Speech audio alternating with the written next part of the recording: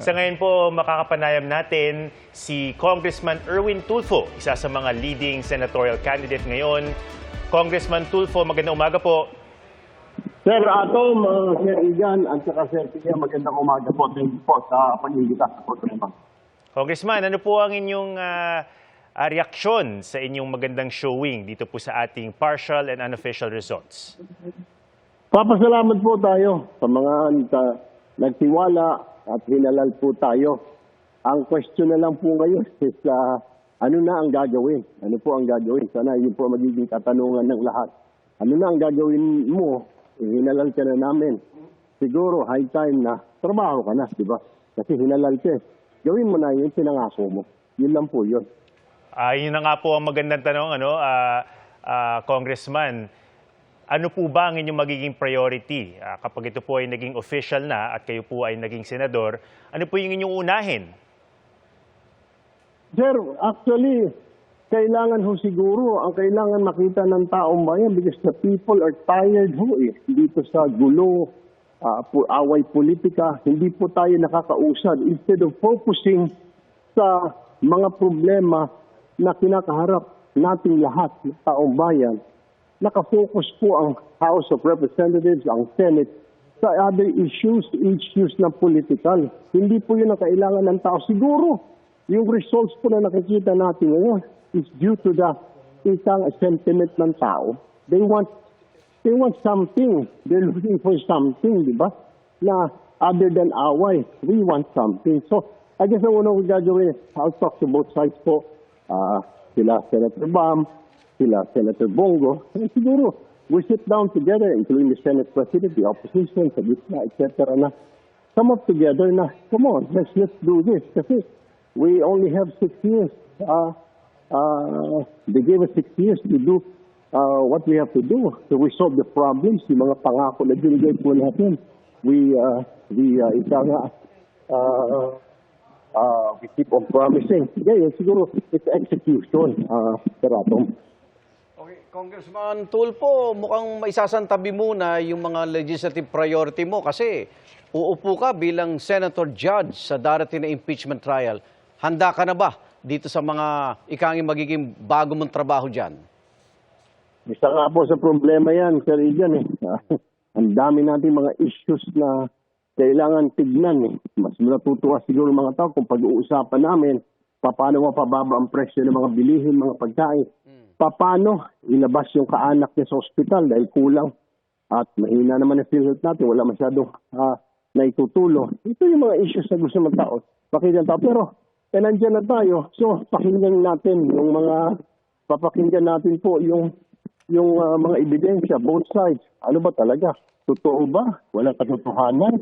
And then we decide. Congressman, ano po ba yung gusto nyo maging priority po ninyo kapag kayo po ay nasa Senado na? Madami, Ma'am Pia. So, madami. Isa na po dyan yung tungkol po sa healthcare. Kulang po lagi. Kaya yung mga tao, hindi alam. Hindi naman sapat yung PhilHealth na pambayad. Ilang porsyento lang, 20%. Kung yung bill mo 100, saan ka maghahagilap ng 90,000? Isa pa dyan, yung ating mga barangay officials, wala pong sahod.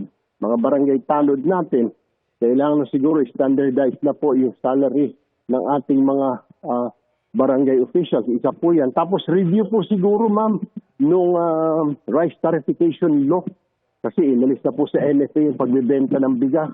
Ito ang nagiging problema, kaya wala tayong makuha murang bigas. Pangalawa po, siguro, tignan na rin natin itong mga presyo ng mga bilihin ng pagkain. Marami po man kung isa-isahin natin, pero yan po yung sa tingin ko yung priority. At kahapon po nakita ko yung kalunos-lunos na estado ng mga classrooms natin. Bumoto po ako sa Kamuning Elementary School. Siguro mga 50 kami katao. Usually, gano'n ang laman ng classroom. Sobrang init, ma'am. So, yung electric fan na 9 nga, 3 lang ang gumagana. So siguro ito ang dahilan kung bakit Pia na mahina ang mga Pilipino na mga kabataan, mga elementary sa comprehension, math, reading, writing. Kasi ma'am, instead na mag-focus sila dun sa teacher, magpo-focus sila sa pamamagitan sa sobrang init. Kawawa. Siguro building a quality a classroom ang kailangan ng mga bata para tumaas-taas sa yung moral nila. Paano ka mag-aaral kung problemado ka, napakainit, pinagpapawisan ka? Congressman, nung kampanya pa lang, ilan sa mga, o isa sa mga ipinupuntiryan, no, lalo na ng inyong mga naging katunggali, ay ang pagkakaroon yon ng kapatid na nasa Senado na. So ngayon, dalawa po kayo magkapatid na magsasama sa Senado. Ano sa tingin nyo yung magiging working relationship po ninyo dyan sa Senado? Hindi lamang no, sa inyong kapatid, kundi pati na rin dun sa mga 23 iba pang makakasama ninyo.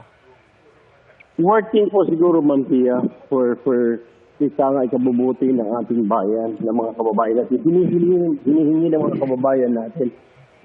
Siguro I'll have to work with them para maisakatuparan yung gusto ng mga kababayan. Kasi, Ma'am Pia, kung problema kasi diyan sa Senado at sa Kongreso, merong magpapahid ka ng bill, may kukontra kasi hindi niya gusto. Kasi wala sa interest niya o ng political party niya. Hindi lumulusot. Siguro kung mag-uusap-usap kaming lahat sa 23, 24 na senators, siguro ma'am, uusad na. Makakagawa tayo ng batas na para sa tao lang talaga, Ma'am Pia. Congressman Tulfo, kagabi po nakausap namin si Senator Bam Aquino na former Senator Bam Aquino na kasama po ninyo no doon sa nangunguna sa partial unofficial tally. Sabi niya, ang una niyang tinawagan nung nakita niya yung resulta ng partial unofficial tally ay ang kanyang kapwa-kandidato na si former Senator Kiko Pangilinan. Kayo po ba, nung nakita po ninyo itong partial unofficial tally, anong naging unang reaksyon ninyo? Sinong una niyong tinawagan? Wala pa akong tinawagan na Ma'am Pia. Sila yung tumatawag. Nagpasalamat. Nagpasalamat. Na mga media yung tumatawag. So hindi ako makatawag. Para I'll start calling everybody siguro. Baka mamaya sabihin pa ng mga ibang senador, aktibido naman masabi itong lalaking ito. Hindi pa nga unofficial pa lamang, tatawag na.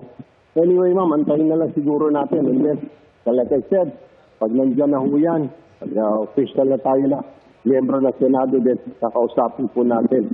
Lahat siguro, ma'am, from the opposition, from the left, from the right, para how can I help? Yung po ang magiging tanong ko sa kanila, how can I be of help to you?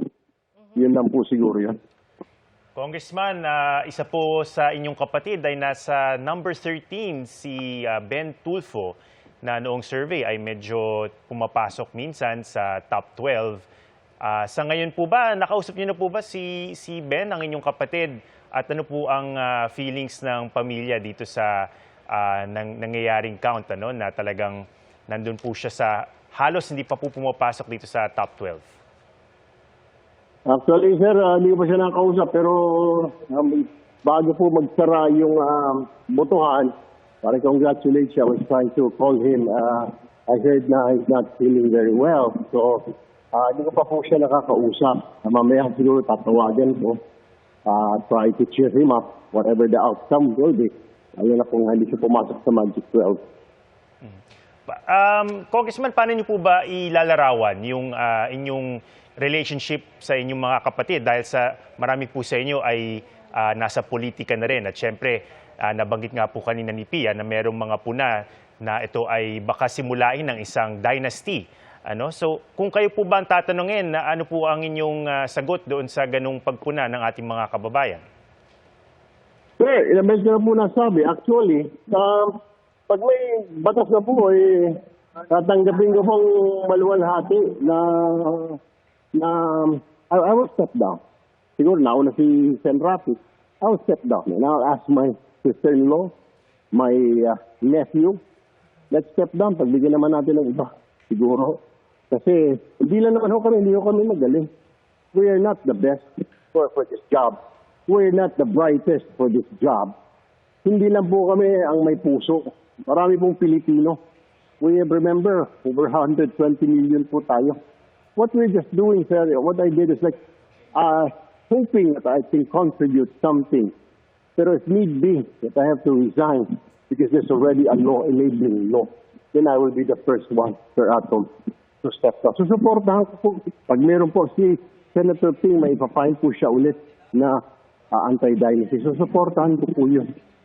Yun po yung nasabi ko. And I will stand by my word. Okay, muli po Congressman Erwin Tulfo, maraming salamat po sa inyong oras at congratulations po sa inyong kasalukuyang posisyon sa ating bilang. Salamat po, Sir Anton. Salamat po, Sir Igan. At Ma'am Pia, salamat po.